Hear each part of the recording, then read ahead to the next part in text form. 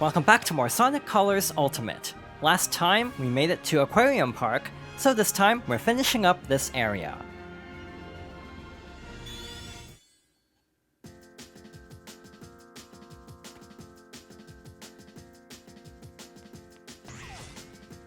I almost feel like, oh yeah, this is the stage I don't like. That enemy sucks. It's not for this stage entirely, it's for its entire presence throughout the entire game, to be honest. And yeah, it's not just a this level problem, it's an entire game problem. It only shows up in like 2 levels, and both levels suck. It's not as bad in this. Actually, it might be worse in this one. There's actually a control quirk in this one that does make it pretty annoying compared to its second appearance, even though the second appearance is inherently a lot more frustrating. This game kind of flies by, actually. Like, sometimes you don't think about it, but like, yeah, this game is actually pretty short. Also, have I mentioned so far that, like, I actually think the Series X is a pretty good console, especially for if you're a Sonic fan. If you're a Sonic fan, you literally have access to every Sonic game except Heroes and Shadow for the mainline. Some may not be the ideal form, like you have, you know, Adventure DX HD, which is not exactly a well-liked version, or nor is Adventure 2 Battle HD. And you have like Colors Ultimate, you have Sonic Origins. So yeah, you may not get the ideal form of all of these games, but hypothetically, you actually do have access to every mainline Sonic game except, yeah, Shadow and Heroes. Which I hope happens someday. Even as someone who doesn't really like Shadow in particular, I would like to have a modern version just to preserve the game and maybe even clean up some things about it. Like, level skipping would be amazing. Like, the ability to just, like, oh, you've played Westopolis 10 times, or, like, 5 times, maybe you can skip it. Like, if you've done that, like, route before. Yeah, being able to auto-clear levels in the story you've already done, up to that point, when trying to go for all the branching paths, that would be amazing. So yeah, it's partly an OCD thing. I mean, I already talked a little bit about this, where it's like, I picked this version because it's like supposedly the most stable, and it definitely does feel remarkably stable. Okay, that launched way sooner than I thought it would. But I also kind of like the idea of having all these games on like one platform, just as kind of an OCD thing, actually. I'm actually hanging on to my boost on purpose, because I need a lot of boost for something coming up later on. Yeah, it's actually cool being able to just have, like, you know, almost every 3D Sonic game, and, like, a lot of the 2D Sonic games on one place. And then, like, most of them run at 60 FPS, actually, which is also really nice. So we have a confrontation with this enemy. My problem is on this version, I don't know if this is a Colors Ultimate thing, or just a general Sonic Colors problem, but in this version in particular, I don't remember having this problem as badly, but I find it really difficult to tell where the lasers are going to be. Like, for example, he'll punch you if you're too close, and then fire lasers when you're far away. It's like really hard to tell which lanes the 2 lasers are going to be. I don't know if that was exclusive to this version though.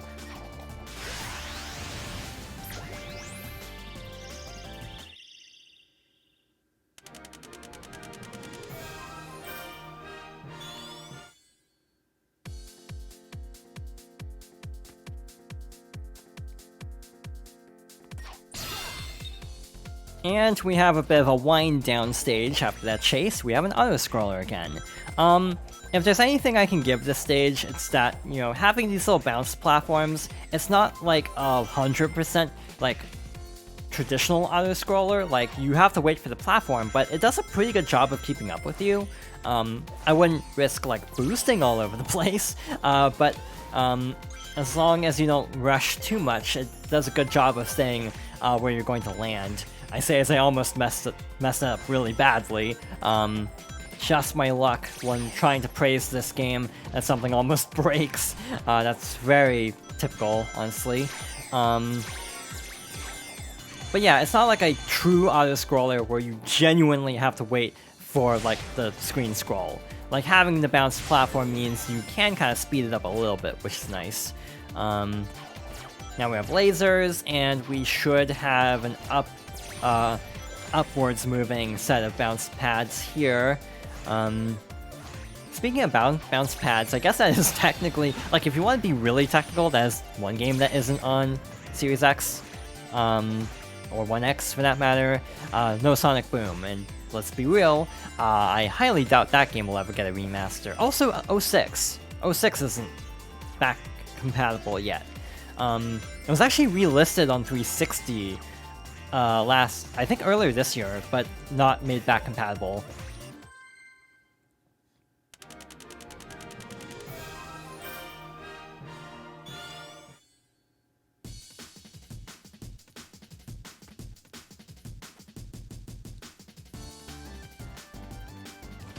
To tell the truth, I kind of forgot about this level until we got here. A lot of levels are like that, because it's like, this just kind of blends in with a lot of the other level design. As far as underwater levels go, this is probably one of the not, like, least bad, because Sonic has the double jump that lets him continuously gain height in the air. You also have these little fish that kind of protect you from harm, which is nice. So yeah, as far as underwater levels go, Sonic Colors are surprisingly merciful. Though to be fair, I remember there being a couple in like Game Land that were kind of annoying, but again, it's been a while. Again, I didn't even get all the red rings on this file. I basically just played to the point of unlocking like a bunch of red rings and like mostly the egg shuttle. So yeah, I didn't go for the red rings. There are a couple that I just don't want to go after. Every Sonic game is like that though. That's not a Colors exclusive problem. Like, there's that one red ring in City Escape in Generations where you have to like perfect jump off of the ramp during the boarding section, and to me, that's like one of the worst red rings. I had to stop myself because I remembered Lost World existed. Maybe like third worst red ring in the series. Yeah, it's definitely it's got competition. There was some doozies in Lost World, but again, if my plans don't change at some time within the next year or so of this playthrough, I would really like to go through Lost World. I definitely have things to say about it, not all positive, but I would like to show my overall thoughts on the game, because I definitely have interesting takes on Lost World in particular. You almost made it.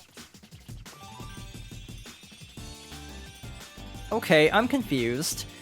The game normally puts up like the little red glow and the warning sign when you have to like jump. It didn't do that there. So like, a lot of times when that shows up, it's, in my opinion, not areas that are actually that dangerous, and then we have an actually dangerous area, and then it doesn't show up, which, yeah, I don't know how to feel about that, to be honest. Oh, in here. Yeah, it's been a while. You can also use the light dash vertically, which is kind of nice. I just wish it didn't move so slowly. Like, it moves so slowly when you're not light dashing. I also remember this stage being really bad for red rings. Like, there's a red ring somewhere in here that's like super cryptic and buried somewhere. I don't even remember where exactly, but like, you have to go through this really odd path. Oh, Sonic! It's okay, we still have 46 Tails saves. We'll be fine. I briefly thought, oh good, great game design.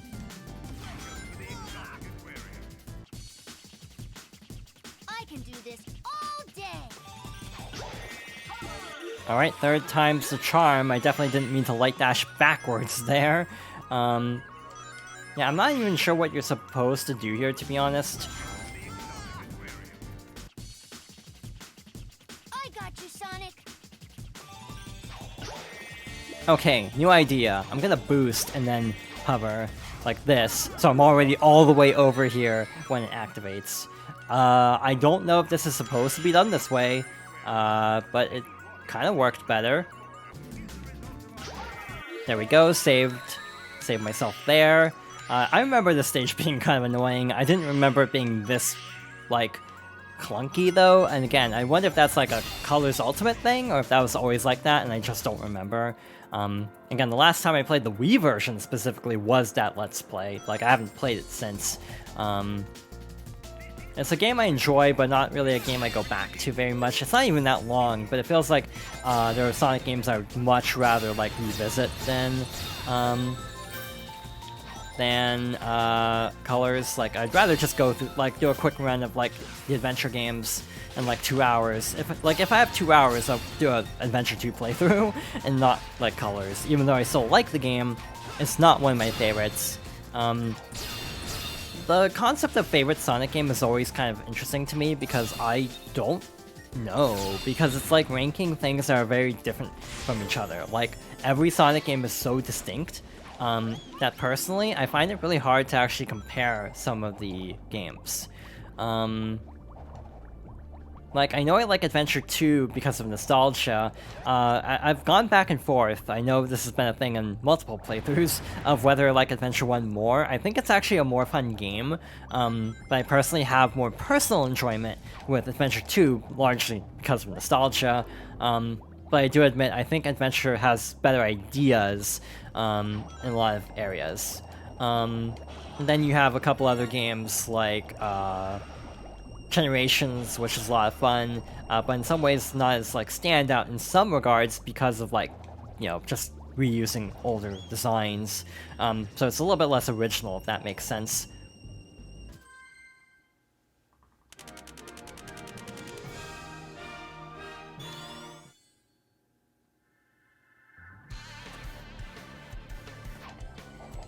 And now we have the rematch with the pirate ship. I don't like this, to be honest. Partly just because trying to maneuver these missiles is not the most fun thing in the world. Trying to actually get the Wisp is also not the easiest thing in the world. Having to guide it into like something to break it, and then having to guide a missile into the case to break it, and then just chasing down the pirate is annoying. You know, on land, he just hops. In the water, he can swim throughout this entire screen. So, like, just catching up to the pirate, specifically on the second phase, is, like, super annoying. Especially because you only have one Wisp capsule per cycle. And I almost feel like it's worse in this version. Like, I don't remember having this much trouble in the Wii version. So, like, maybe I should go back and see if it was always this bad. Part of me almost feels like it's another example of something that may have been like frame rate tied that got sped up too much in Ultimate. Because I almost have this like feeling of, was he always that fast? Because I don't think he was. Alright, so let's lead this over. We have a very awkward situation here. Somehow the missile clipped through, so we're fine. Definitely not intended, but it worked in our favor there. That was very lucky, to be honest. But the problem is, can we actually land this last hit? And the answer is, I have no idea. Again, this particular phase is really annoying. Trying to get the trophy for this is not fun, as someone who actually did go for it, because the pirate's movement is so erratic, it's really hard to, like, line up direct hits, basically. I'm not boosting to preserve the gauge as much as possible. I'm almost hoping it just runs into us at this point, like it did in the first phase. Never mind, that was really lucky. Yeah, that was, like, surprisingly okay luck for both the ship part and the pirate part.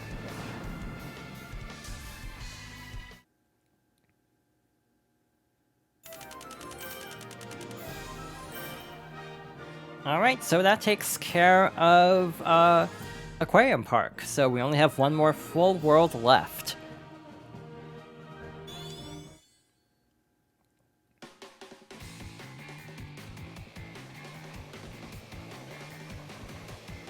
Asteroid Coaster has an actual gameplay problem. It's actually very early on, so we'll be able to point it out pretty quickly. There is a ring that doesn't work. You're supposed to be able to jump into like a boost ring. It just flat out does not respond. It's, I think, or actually no, it's the Wisp capsule. The rings work, the capsule has no hitbox. So you just phase through, you don't get the Wisps, it doesn't matter in this mode because we have all of our boost from before anyway, but in a fresh start run, it actually is annoying because you basically can't get that Wisp capsule. So yeah, this game definitely has some problems. Definitely not the best remaster, but that's kind of on brand for Sonic.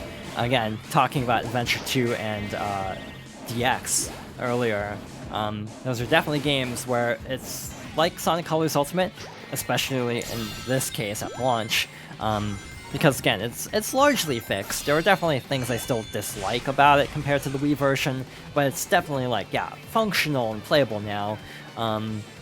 But still not quite ideal. It's been a while since there's been a patch. There was one to fix a bunch of miscellaneous problems, but not everything was fixed. There was some hope that maybe they would continue patching it, but with the release of Origins and now Frontiers, definitely feels like, yeah, I'm not exactly holding out hope anymore for a patch for this. But again, it's perfectly, like, functional. Again, assuming it doesn't have save corruption anymore. Which again, I actually don't know because I haven't played the PS5 version. I got completely sidetracked by my own train of thought, and I forget where I was even going with that statement. Oh, I remember, with like the adventure games, like a lot of debate about the adventure games is, are these games, like, have they aged badly, or have people's memories changed because people are playing not ideal versions of the game? And I think both statements are kind of true in a way, and I definitely think that holds for this game as well, where it's like, you know, obviously this is not ideal, but like, I think the game is genuinely, like, not aged well in some regards. Again, I feel like in some ways, oddly enough, on principle, this game has aged poorly, just because it started so many trends in the series that fans don't like. So yeah, in general, I do still like the game, but again, it's definitely got some rough edges that are exacerbated by this release.